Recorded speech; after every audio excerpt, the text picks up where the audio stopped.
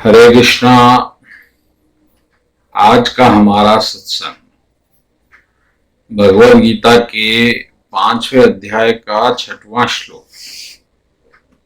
कृष्ण कह रहे हैं, संन्यासस्तु महाभावो दुःखमाप्तुमयोगता योगयुक्तो मुनिर्ब्रह्मा न चिरेणाधिगच्छति। इसका अर्थ है, कर्मयोग के बिना अर्थात मन, इंद्रियों और शरीरों द्वारा होने वाले संपूर्ण कर्मों में कर्तापन का त्याग प्राप्त होना कठिन है और भगवत स्वरूप को मनन करने वाला कर्मयोगी परब्रह्म परमात्मा को शीघ्र प्राप्त कर सकता है, शीघ्र ही प्राप्त हो जाता है। तो यहाँ पर कृष्ण भगवान कर्मयोग और संन्यास योग दोनों के लक्ष्य के बारे में कुछ कह रहे हैं। दोनों का लक्ष्य है भगवान की प्राप्ति और दोनों ही अलग नहीं है।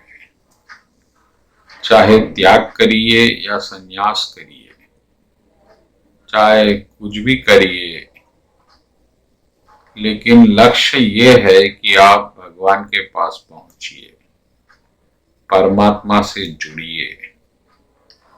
और दोनों में ही आप परमात्मा से भिन्न है, अलग है, तो दोनों ही मार्ग व्यर्थ है। और अगर कृष्ण भगवान की सम्मति या कृष्ण भगवान की इच्छा को देखा जाए तो दोनों में ही कर्मयोग श्रेष्ठ है, क्योंकि कर्मयोग में सृजन होता है, फल पैदा होता है। संन्यास से कर्म फल पैदा नहीं, और कर्म फल के बिना निर्वाह कठिन है, क्योंकि सन्यासी को भी कम से कम भोजन की आवश्यकता है और भोजन कर्म से पैदा होता है। तो कर्म का त्याग नहीं, कर्म के फल का त्याग मुख्य है कृष्ण भगवान के मत के अनुसार। लेकिन अंततः आपके निर्णय पर ही निर्भर है कि आपको कौन सा मार्ग समझ में आता है और कौन सा मार्ग आप चुनते हैं आपके उन्नति के लिए, आपके आध्यात्मिक सिद्धि के लिए।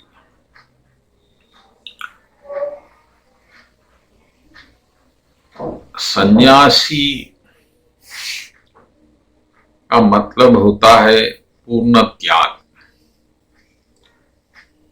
यानी कि बिल्कुल छोड़ देना। किसी चीज,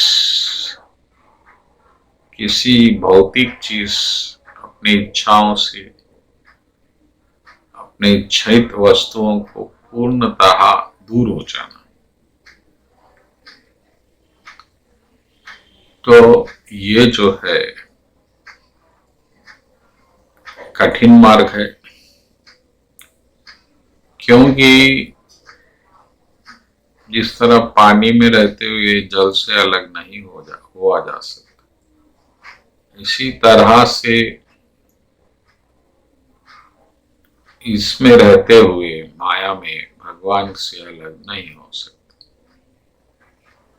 तो कर्म का फल का त्याग करना भी कठिन है, क्योंकि फल के भोगों की लालसा मन में पुष्ट रहती है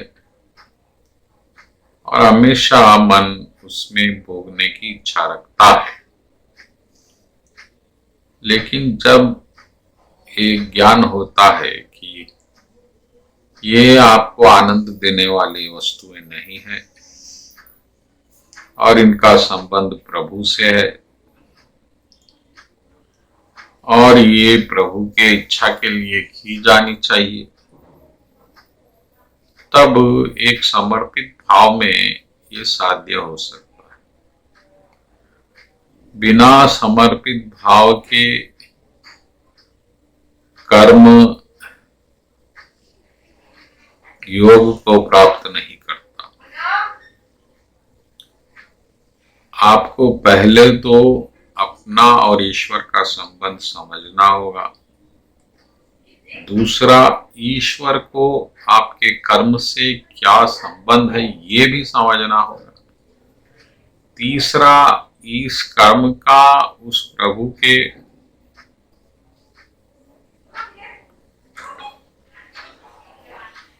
अवतार से क्या संबंध है ये भी समझना होगा। और चौथा, आपके कर्म का फल ही महान विषकारी है, दुखों का कारण है, ये भी समझना होगा।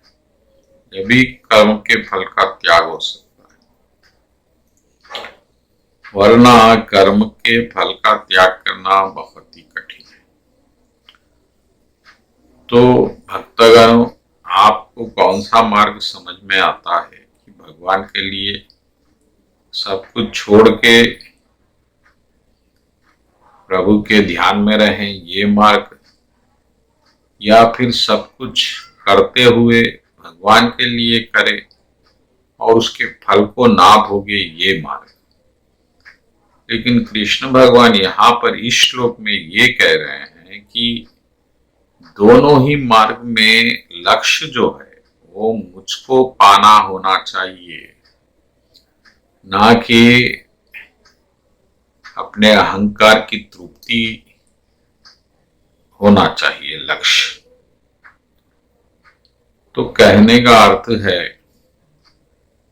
कि कभी कभी अहंकार क्योंकि श्रेष्ठता चाहता है, वो ये समझता है कि अगर मैं सन्यासी बनूंगा तो श्रेष्ठता आएगी, सारे लोग मुझे झुकेंगे, प्रणाम करेंगे, तो वो इस मान सम्मान का रस के लिए